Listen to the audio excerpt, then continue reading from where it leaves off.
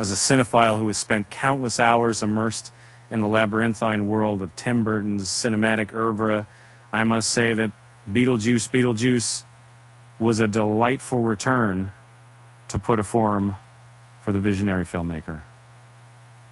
The sequel cleverly answered some of the lingering questions from the original movie, and it did so in a way that was true to Burton's unique sensibilities. Warning spoilers for Beetlejuice Beetlejuice. You taste it.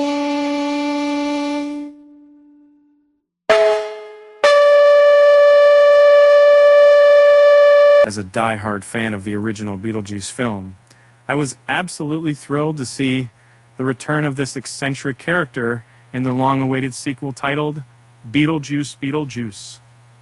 Interestingly, part of this backstory is that this had been simply, to me, because I extend the traitor, so this is the traitor that I had mystery.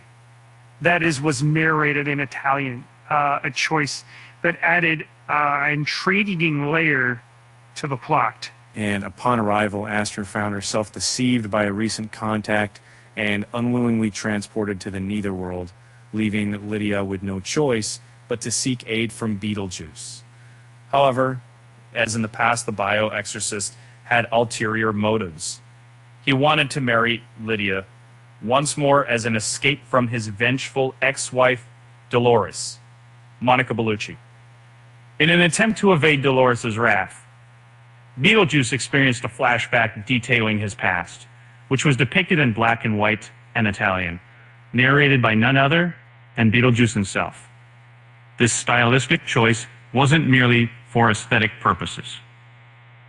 After discovering that Dolores had come back and was searching for him, Beetlejuice confided in his colleagues about his romantic history with Dolores.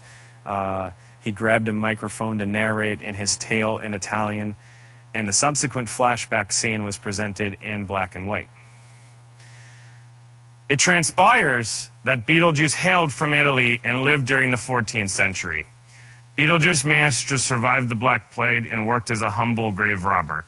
But one fateful day, he encountered Dolores, and he was immediately spellbound by her. On their wedding night, Dolores attempted to poison Beetlejuice, but before he breathed his last, he took her life with an axe. In the humor of Beetlejuice, the character's backstory is narrated in Italian, which wasn't only for jokes, shared by Alfred Goff and Miles Miller, writers of Beetlejuice Beetlejuice. With Variety, director Tim Burton made this choice because he was inspired by the works of Federico Fellini. In fact, Burton considered Beetlejuice's origin story as akin to the prologue of a Fellini film, so it needed to be presented in black and white, Italian, and with a visual aesthetic similar to Fellini's movies. For here, there's one thing that adds to the comedy of Beetlejuice's origin story in Italian is that it's very obvious that Michael Keaton isn't telling the story. The voice in Italian is deeper, once again in the style of an old Italian movie, and lacks the raspy tone of Beetlejuice's. But that makes the whole sequence a lot funnier and memorable.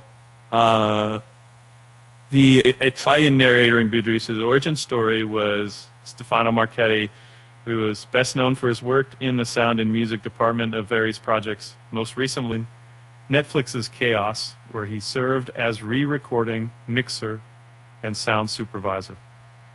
As a fan, I can't help but appreciate the nod to Tim Burton's cinematic heroes in the monochrome, Italian-narrated origin story of Beetlejuice.